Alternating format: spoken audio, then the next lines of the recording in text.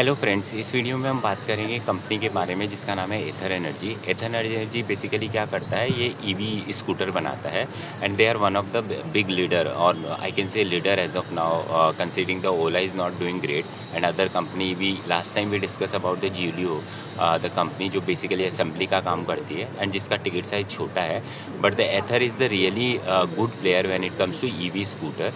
Just to give the perspective और pedigree about the company, इस company का 30% share holding is owned by the Hero MotoCorp, so that's where they come from.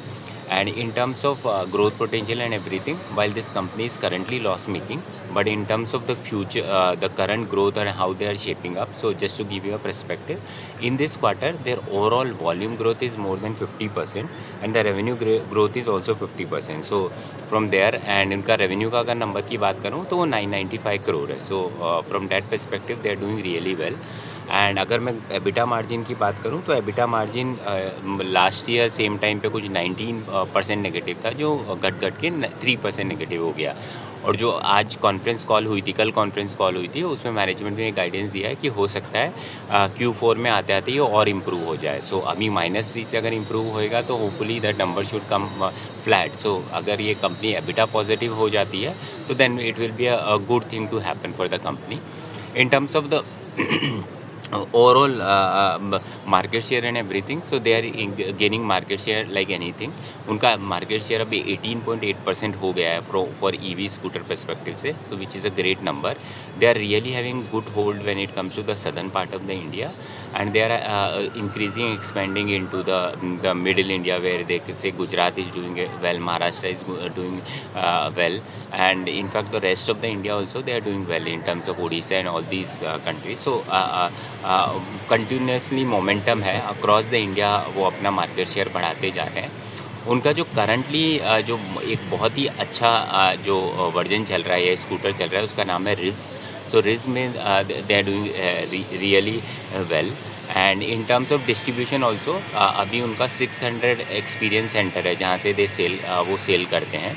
और management का ये कहना है कि by the end of this financial year March तक वो अराउंड 700 हो जाएगा, तो 100 एक्सपीरियंस सेंटर्स का इंक्रीज़ होएगा। And in terms of new product launches, तो वो एक नया प्रोडक्ट लॉन्च करने वाला है, नया स्कूटर जिसका नाम है ईएल। सो ईएल के आने के बाद में वो बोल रहे हैं कि जो वाइट स्पेस है in terms of their pricing and offering, वो भी कवर हो जाएगा। And they say that this EL will be better profitable product for them. So उसकी प्रोडक्ट कॉस्टिंग इनफैक्ट बेटर आई है। तो उस वजह से व्हेन एनालिस्ट आस्क देम कि इसकी वजह से आपकी प्रॉफिटेबिलिटी कम हो जाएगी, lower ticket size, lower price का स्कूटर आप ला रहे हो, तो उन्होंने बोला वाइल टिकट साइज़ छोटा रहेगा बट हमारी ओवरऑल प्रॉफिटेबिलिटी इंक्रीज़ होगी। सो मैनेजमेंट उसको लॉन्च करने में काफ़ी इंटरेस्टेड है। Coming back to the commodity cycle and the costing and everything, so management अपनी कॉस्टिंग, इनफैक्ट जो अभी उनका हाई सेलिंग मॉडल है रिज, उसका कॉस्टिंग लास्ट ईयर उन्होंने 19% गिराया था और रिड्यूस किया था, और इस साल फर्दर उन्होंने कुछ 7-8% गिराया। तो कंपनी कंटिन्यूसली कॉस्टिंग पे काम कर रही है, जिससे अगेन उनकी प्रॉफिटेबिलिटी इंक्रीज़ होगी। इनफैक्ट जो मैनेजमेंट का कहना था कि जैसा आईसी इंजन्स में होता है, there is cost optimization at every stage in terms of designing, framing, storage and everything. उस लेवल का काम अभी तक नहीं हो पाया है for EV. So they see in next 2-3 years उन कॉस्ट ऑप्टिमाइजेशन वगैरह पे काम होएगा, तो overall profitability will further increase. So that's where they feel like that profitability पे एंडेवर बढ़ता रहेगा। तो while at first place management is working in terms of increasing the market share, because that's where they say that while it seems like that EV sector में growth नहीं हो रही है, but क्या हो रहा है कि लेस देन 1 लाख रुपीज़ वाले जो स्कूटर है, जिसमें अभी ये लोग प्ले नहीं करते हैं, वहाँ पे ग्रेजुअली सेल्स कम हुई है और मोर देन 1 लाख वाले में इंक्रीज़ हुई है। So they are saying overall EV industry is growing by 30-40% and that's where the growth will be there. So उस पर्सपेक्टिव से अगर सोचेंगे कि they are the market leader, they are coming with the new variant with the lower ticket size and doing all the right thing when it comes to costing, तो future में इनका growth in terms of sales as well as profitability is going to go big.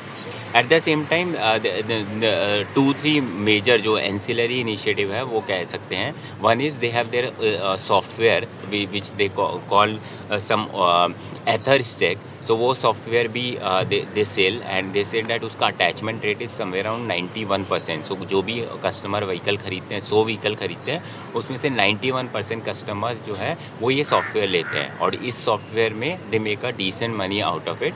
And इस software की खासियत है from user perspective से, user को इससे सेफ्टी रहती है कि they can find out their scooter. It has the Google map, तो वो नेविगेट कर सकते हैं. There are convenience and ride assist. तो from that perspective it's a win-win situation for user as well as for the company. And company का ये मानना है कि जैसे जैसे किसी स्टोर का विंटेज बढ़ता जाता है, जो कि उनके 600 एक्सपीरियंस सेंटर है, वैसे वैसे इस सॉफ्टवेयर का सेल भी बढ़ता जाता है, because now people get convince and they see the user feature and everything. So from that perspective it's a good story. Second growth lever for company would be, as I said कि they are launching a new product EL करके, वो है.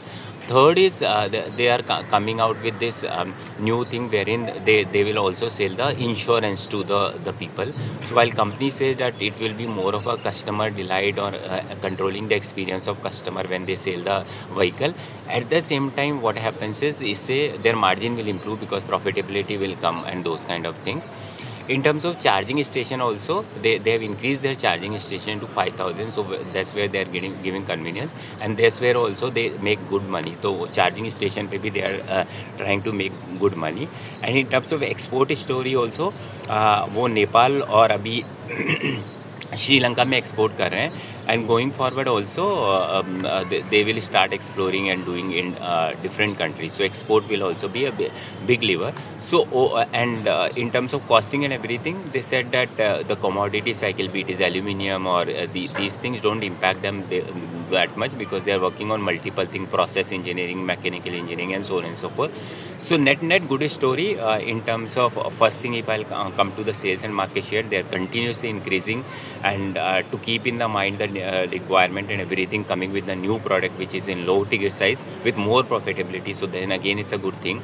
Second is on costing side also they are doing good work, so that's again a good thing where overall profitability will increase. And third will be not depending only on the vehicle, getting into the other ancillary pieces, something like software sales is there, insurance is there, charging station is there, so that overall profitability will increase.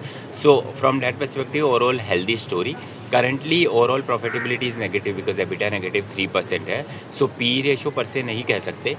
Seems like richly valued as of now, but considering अगर इस negative EBITDA पे and potential के basis पे अगर company 25,000 पे valued हो रखी है, तो गोइंग फॉरवर्ड जैसे जैसे profitability improve, no wonder that there valuation will increase. Let's see how it moves, but overall a healthy and great story to track. And probably if you feel very convinced, you can invest into it. This is only business analysis, no buying and selling recommendation. Thank you.